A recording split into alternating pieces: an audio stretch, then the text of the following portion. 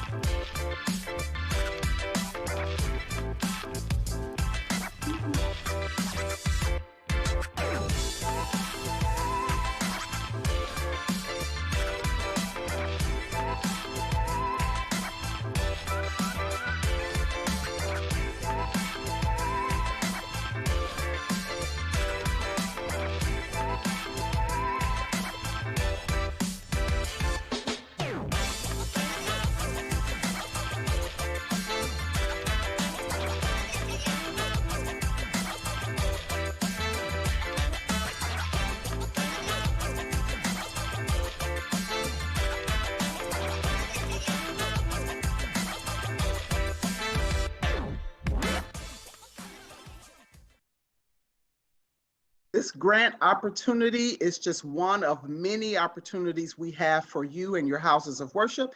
And so we will walk through this grant, but we also encourage you to consider Faith in Place for the other opportunities that were shared in the video.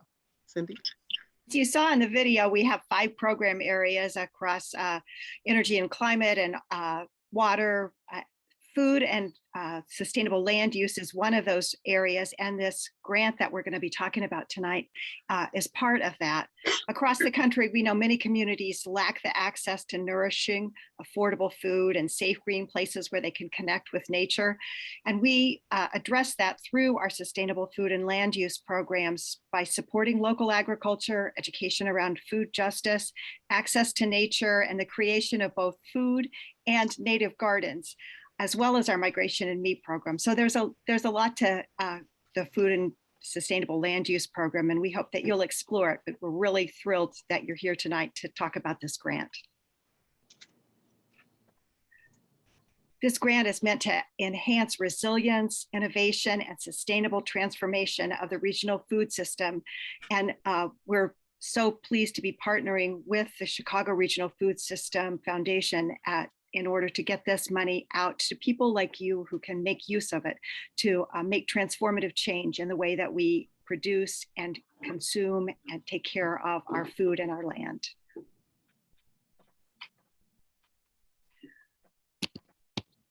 So we're just going to walk through a little bit about the food grant opportunity that we've got. The first, just the what question. We've got 25 grants of $7,000 each that we want to get to houses of worship or faith-based 501c3 organizations. That's what. Then we also want to tell you, next slide, why. Of course, we want to increase sustainability within the regional food system. So that can be everything from food production, processing, distribution, and even after the food has been on our tables, and we want to reduce waste from food, and which would increase soil health. We want to support community-led projects that have long-term impacts, providing access to local sustainable foods. And we want to help communities prepare and respond to unexpected events such as economic hardship and pandemics, and unfortunately expected events like climate change. So resilience is also a big part of what these projects hope to do. The who is you. Thank you. Houses of worship and faith-based 501c3 organizations. We know that you're involved in building sustainable, equitable food systems in so many imaginative, creative ways, and we are so happy to partner with you. And we get to do this within a 200-mile radius of Chicago. So this is the first time that we've had a tri-state effort like this. Counties in Illinois, in Indiana, and in Wisconsin lie within this 200-mile radius. And there's a list of eligible counties within the application. I hope that you've looked at that before. If you haven't, I want you to look. It's a big list, so be sure you know how to spell your county. Next. I'm going to turn it over to Veronica, I think. Oh no, I get one more slide. The application deadline is at the end of this month. Midnight of January 31st, and that will give us time in February to look at those applications and to get back to you about them. The grant period itself starts in April of this year, so spring planting time, and runs through March of 2023. So it's a whole year-long project, and we want you to imagine something that you will want to do for the year ahead, something that will keep you busy and engaged. Thanks. And so how do we do what this grant is seeking to do? We encourage you to think sustainability. As you think about different ideas or things that you're currently doing, think sustainability. Does it fit the scope of what this grant is all about? So some examples: starting a community food garden, increasing the delivery of locally grown food to homebound seniors, again, an example. Starting a faith-based community-supported agriculture farm. Offering a series of free community classes, so some educational opportunities that you can offer to the community around nutrition, healthy eating, community gardening. Working with farmers to increase the distribution of sustainable local food, and starting a food compositing system at a house of worship. So these are just some examples, but as you can see, it goes beyond some of what's on our next slide, which are examples of what will not be eligible. Just buying non-sustainable, non-local food, one-time food distribution events. So for instance, if you were planning just a one-time large meal for a large community, that would not fit this grant. And projects that will not have a long-term impact on enhancing the resilience, innovation, and sustainable transformation of the regional food system. And so hopefully those examples of the type of projects this grant is for, as well as the type of projects that are not eligible, will give you some ideas of whether what you're thinking of will meet this grant. Next slide. So what must the application include? So there is an application form, which we will go through in detail in a second. The application form, the applicant signed IRS W-9, and then the IRS 501c3 letter of determination for those 501c3 nonprofits. If you are a house of worship, that last item is not required. And so all of that will be required via email to grants@faithinplace.org by the January 31st deadline, by midnight. We're going to go to our website now so you know where exactly to find this application. If you go to our website, faithinplace.org, and click on resources, the first item under resources is food grant application, and you will come to this screen. As you can see, that's where the registration for tonight is, but go on, scroll on down, and you will see the English grant application. And so we're going to click on that, and let's walk through the application in detail. Hopefully you can see that. Again, it's got instructions at the top. Just a few things I want to highlight for you, that you will be emailing your application, the complete application, by midnight on Monday, January 31st.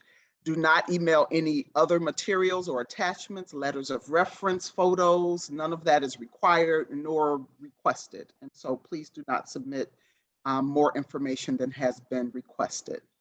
This is a fillable application, and so you can see the first question, number 1, is your organization in an eligible Illinois, Indiana, or Wisconsin county? And so the button there, select, will give you the opportunity to select your county. And so that is a live button there.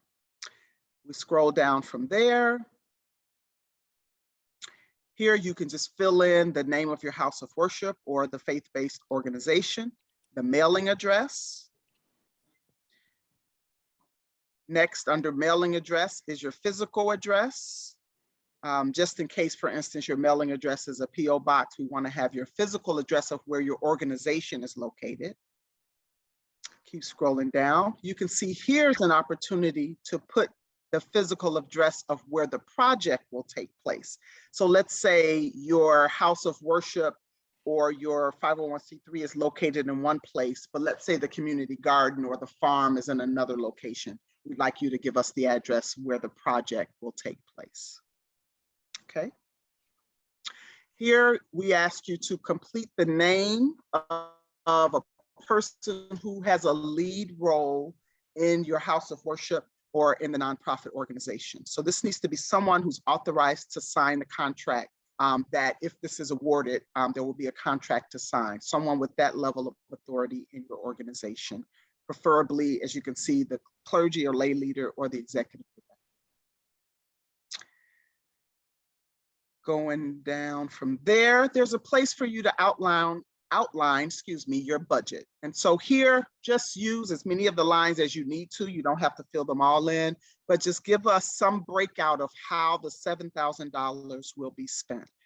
You can see here that the budget total is already filled in. This is not an example where your $7,000, it's part of a larger project. That could be, but we don't need the entire project's budget. We only need how you will spend the $7,000. And so you can give those there. Next, you have several narrative questions where we want you to describe your project and write some other things. Let me say this, we are not your English teacher, and we're not going to grade you on the writing. We know that it takes effort to even have time to put this together. And so please don't stress about how well written it is, but do give us enough information so that we understand what your project is all about. So you can see number 1 is describe your project. What do you want to do? Why? What problems are you trying to solve? And again, there's a page there where you can type in that space. You don't need to fill it all in, but give us enough to understand what you are attempting to do. Next, number 2 is who will lead and run your project?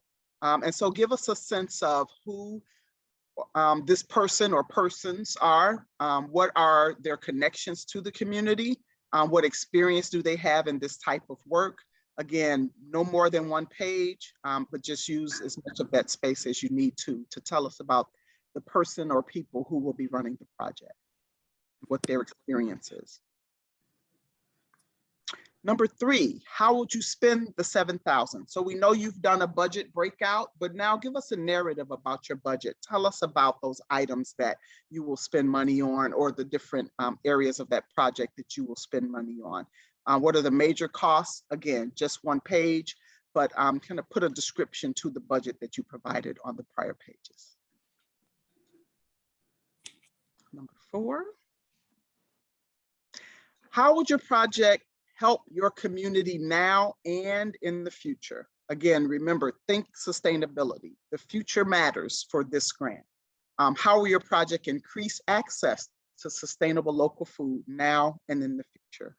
So take some time here and really describe the sustainable aspect of your project.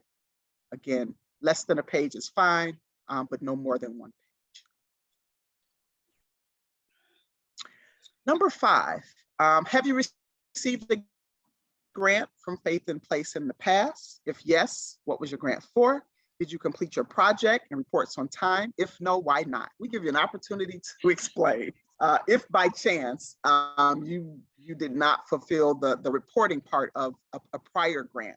But please do let us know if you received the grant from us before, and how did it go? One page. And then number 6, is there anything else you want us to know? So if you feel like there's something special about your project that our questions didn't really trigger for you, feel free to give us some more information here. And in addition to that, we'd like you to share with us if your house of worship or your nonprofit has received a grant from the Chicago Region Food System Fund, either now or in the past. Tell us in this space if you've received a grant, again, from the Chicago Region Food System. If so, describe the project that was funded by that grant and how that project differs from this project.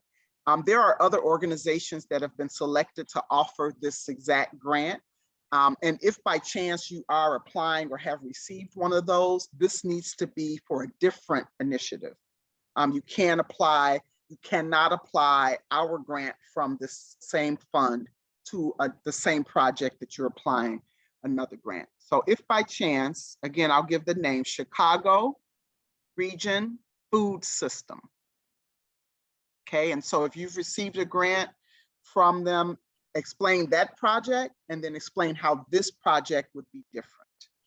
Hopefully that makes sense. And again, you can use this space to explain that for us. Okay, and if you have any questions, the email that the grant goes to, grants@faithinplace.org. If you have any questions, you can always send us an email there if that's not clear to you. So that is the application itself, fairly straightforward. In addition to that, we do need you to complete a W-9 for your house of worship or your nonprofit. And so we have here highlighted the areas that you need to fill in. And number 1, where it's a name, please fill the name of the nonprofit, not a person's name, but the name of the nonprofit. You can see next to, in number 3, next to other, write the word nonprofit. Number 5, give the address of the nonprofit, 5 and 6. And then for part 1, we do not need anyone's social security number, but please give us the employer identification number. So you fill that in, and then certainly the signature of a person of authority, a leader in that organization, and the date. We know the W-9 has several other pages of instruction. We just need this first page and those highlighted sections. So again, this is not an individual's information. This is the EIN number of the organization and the address of that organization. Okay. That is it for the application. And again, the applicant's IRS 501c3 letter, if you are a 501c3 nonprofit. And the link for the application has just been placed in the chat. Remember, it is to be emailed, those 2 or 3 items, to grants@faithinplace.org. Thank you. All right, now we've gotten through the IRS form, so we can all relax. I'm telling you, when I pull that thing up and it's got 4 pages of instructions and 4 lines to fill in. It's always scary to me, but we're past that. We're past that. So let's talk about what we're looking for in the application. I got excited even hearing Veronica ask the questions, because I'm really, really excited to hear what kinds of projects you have in mind. We're going to be looking for whether that project aligns, especially with our grant goals of resilience and innovation, transformation of the food system. So check your alignment and just make that clear to us. Tell us about the focus that you have in this, your part of the food system, large or small. Tell us about the well-defined problem and a well-defined solution that you envision. Talk to us about feasibility. Does your house of worship have the capacity to complete this project? You'll know when you start explaining it. And then when you're talking about your budget in that narrative there, you know, is it a realistic budget? Does it align with your objectives? I would tell you, you don't have to price every single item in your budget. We don't know, you know, garden hoe is a garden hoe, but if you're going to buy $500 worth of tools, then let's have a realistic budget there. Faith in Place has put together and helped houses of worship build a lot of gardens over the years, and so don't just eyeball it. Look up some prices and tell us a realistic budget. How will it and then the impact is the most interesting part for us to read. How will the community, how will the regional food system, how will the neighborhood, how will your house of worship benefit from this? And as Veronica said, both now and in the future, we're talking about changes that last. We're going to be looking for all those things. In addition, we are going to prioritize environmental justice communities during the scoring process. This is because we want not to discourage anybody else, but we really want to encourage people who are in environmental justice communities to look, imagine, and to take the time to see how this grant might be a fit for you. We think there are an awfully lot of opportunities in environmental justice communities to build resilience and to build sustainability in the food system. If the term environmental justice community is new to you, it's a designation that the Environmental Protection Agency of the federal government actually came up with, and it just to designate communities that are disproportionately impacted by pollution, land, water, air, have more pollution than they produce to deal with, and which also suffer the impacts of climate change in a disproportionate way. Environmental justice communities are not all in cities, but also there are rural areas that are designated as environmental justice settings, and they're typically low to moderate communities of color. So we're going to be using this mapping tool. You don't have to worry about it. It's an interesting tool you might want to look at sometime, but don't worry, we'll take care of that. And we're just doing this as a way to encourage communities that could do some of this transformative work in a difficult situation to apply. So please do. If you receive a grant after you party and celebrate, then we've got a few things that are going to happen too. First, we're going to have a kickoff meeting for everybody in early April of 2022. It will probably most likely be a virtual meeting like this one. And then we're going to have 3 check-ins during the year so that we can keep track of your progress, answer any questions that you have, and be as encouraging as possible. We really want to be a partner with your house of worship or your nonprofit in this, and we want you to succeed and do everything possible to make that happen. So we'll get together probably around quarterly to make sure things are going well, and that if we can help, we will. And then at the end of the grant period, which is the end of March of 2023, can you believe, so far away? It'll be here before we know it. And at that time, you'll submit a final report. We don't have the form for that, but I can tell you that it's going to be as simple as possible. It will involve both quantitative data, how many people were involved, maybe pounds of food or acres of whatever. So there'll be some quantitative data, which you'll be excited to share with us, but there'll also be a chance for some narrative to tell us the stories of the people and the neighborhoods and the communities that you impacted. So it won't be a big, long thing.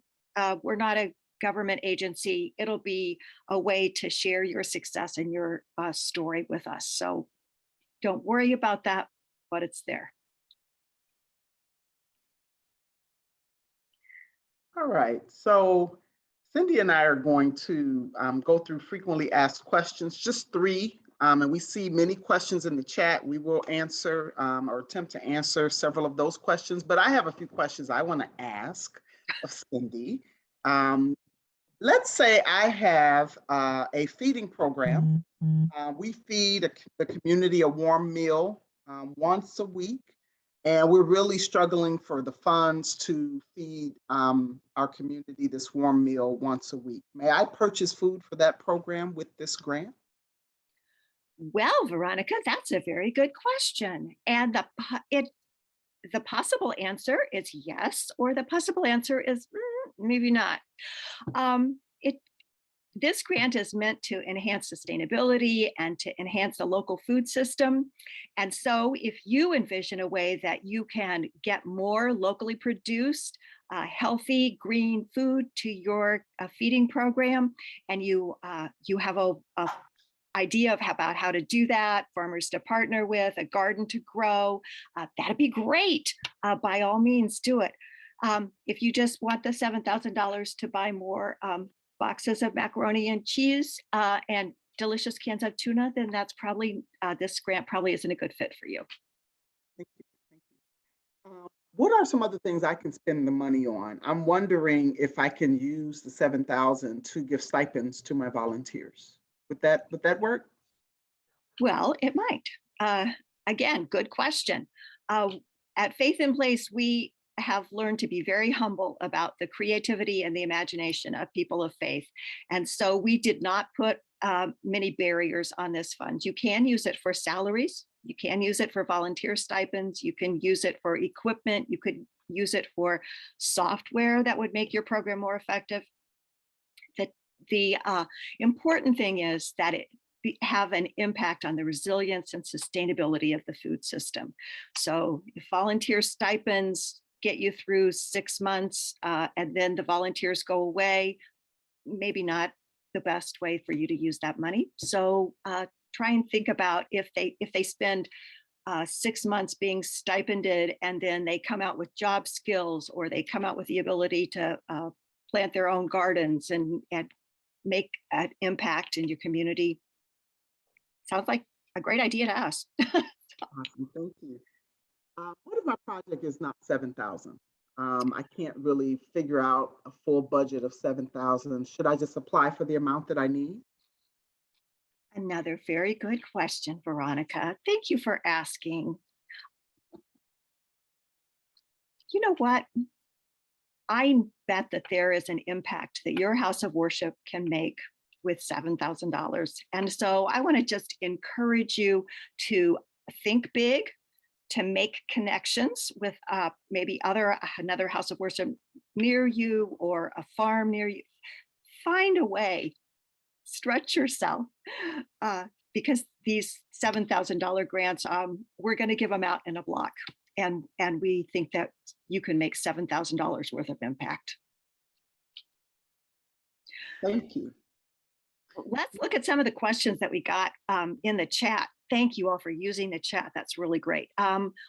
One question that I can answer quickly is that the recording of this session will be sent out. It'll be emailed to everybody who registered, and it will next week, it will be also available on the website at that food grants resources page.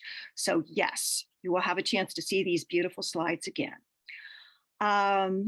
Scanning for some questions. I know they're in there. Yeah, Charles asks, will the budget allow for hiring a staff person? Veronica?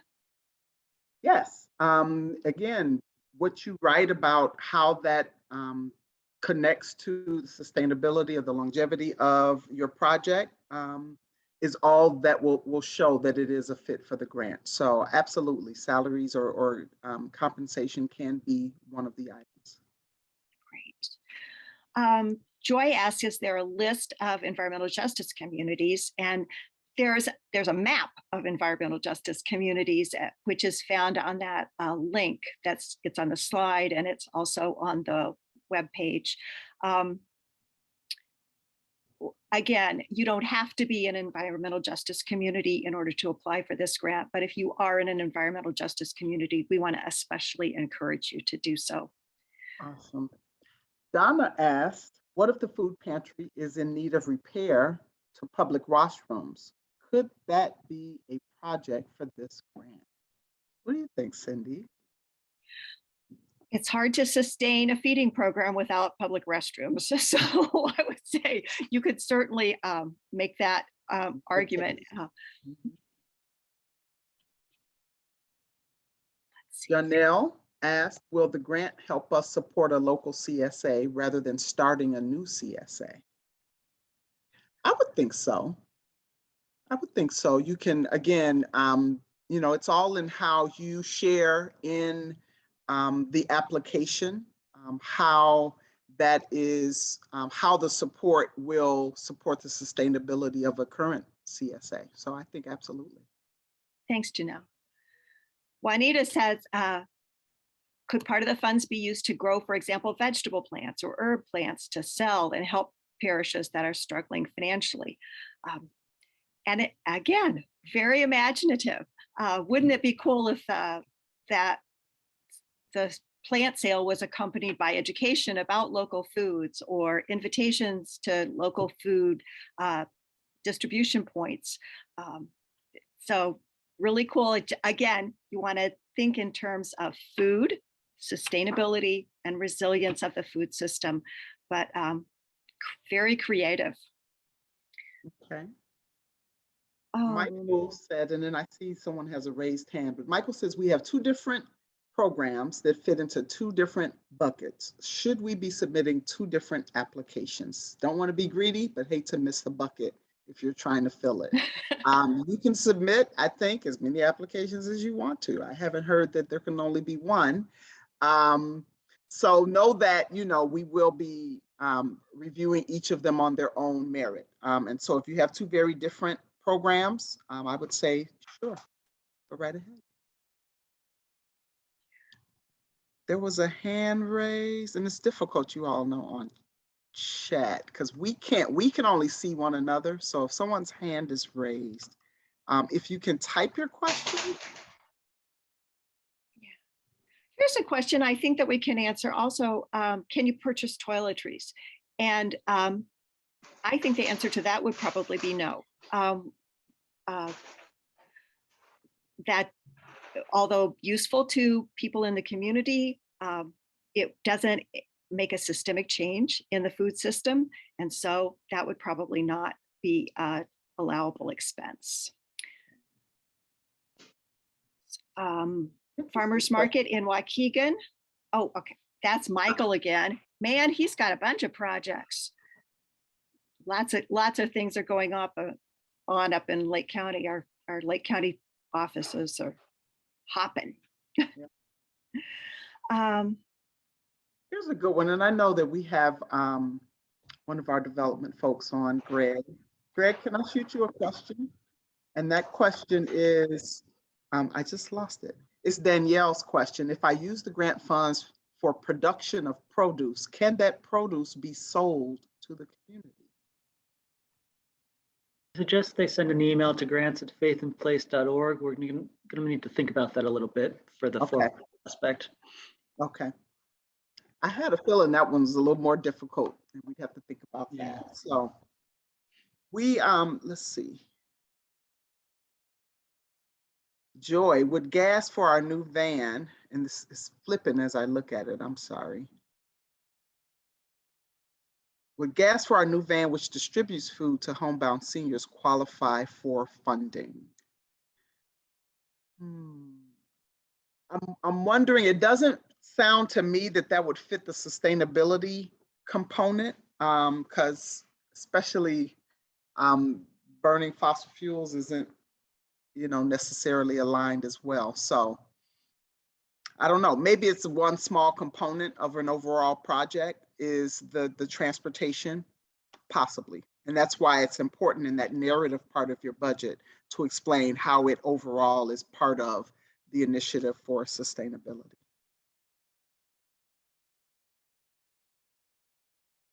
There's a question from David Black. Can a house of worship apply for a grant on behalf of a partner organization that's using space and aligned with our mission? And the answer to that is that we are, the specific part of the grants are for houses of worship and for faith-based 501c3s. So if that partner organization is a faith-based 501c3, we would encourage them to apply, and you could certainly be partners on that grant application. But otherwise, the answer is that that's outside the scope of this grant purpose. I'm seeing there are tons of questions about if a particular idea would work. And so I want to remind you, you can send those questions if you really have a project in mind and you want to know if it qualifies. We'll take some time in the application period to look at those emails as they come through, because there's no way we'll be able to answer them all tonight. But I really appreciate and honor your energy and your excitement about this. And so please do email us at grants@faithandplace.org. It shows us what you're thinking of, the different things that you're doing. We're excited about that. And it'll certainly allow us to connect with you in that way. And we will try to answer as many of those as we can. I'd also note that a lot of the questions would find answers in the frequently asked questions document on our website. The question about could we use it for refrigeration? If that's on the website, yes, you definitely can buy a new refrigerator. You can buy a van to take things around to distribute them to communities, vulnerable communities. Can you use them to expand a garden? Yes. So I encourage you to look at that document online as well. There are so many great ideas here. And while each one is unique, that as long as you remember sustainability and resilience and transformation of the food system, it's hard to say no to such wonderful ideas. So trust yourselves and trust your vision, and we'll see. Absolutely. We're excited that we have 25 grants to give. So it really, it's a blessing. It's a great opportunity. Let us move. We only have a few more things to share with you. We do want to share with you, for those of you who are not aware of our Green Team program. Green Team coaching is really at the core of Faith in Place. And I know many of you on here do have green teams at your houses of worship. If you do not, we welcome you to consider our Green Team program. Faith in Place would assign a coach to work with a team within your house of worship to be the green team, to be the team within that house of worship that is exploring how your house of worship can engage issues related to caring for the earth, whether that is starting a garden, having a recycling program, doing educational programs for your members, for your congregation, so that they can also have behaviors that support the care of the earth and the care of one another. There's just so many different ideas, many which you have shared, that we can work with green teams within your house of worship. And even though in this pandemic, many people are outside of their houses of worship, their green teams are still functioning in different ways. And so we would welcome the opportunity to offer you a green team coach, help you start a green team within your house of worship or organization, and work with that team as it grows and develops and does wonderful things with your memberships and with your membership and within your community. And so if you do not have a green team, we encourage you to consider that. Check out our website. There's information on what it means to have a green team, how we support that green team with our coach. It certainly gives you firsthand information about resources that we offer, as well as direct engagement with Faith in Place on a regular basis. So consider a green team if you don't already have one. Cindy or I would love, both of us would love to talk to you about that. And the last slide is really giving you our contact information. There's my email address, veronicamj@faithinplace.org. And then there's Cindy's email as well, cindy@faithinplace.org. We would love to tell you more about green teams. Certainly email about the grant. And again, the email for the grant is grants@faithinplace.org.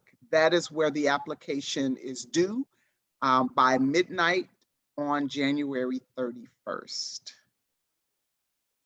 With that, we've got a little bit of time to spare, but thank you all so much for joining us. We look forward to receiving your applications, your questions. Again, this presentation will be available on our website, and it will also be emailed to those who registered. And it will be repeated in Spanish on Monday evening, January 10th at 6 p.m. And so if you know of Spanish-speaking congregations or organizations that need to know about this opportunity, share that with your neighbor. They can register on our website and join us on Monday evening, where this exact presentation will be given in Spanish. We're excited to do that.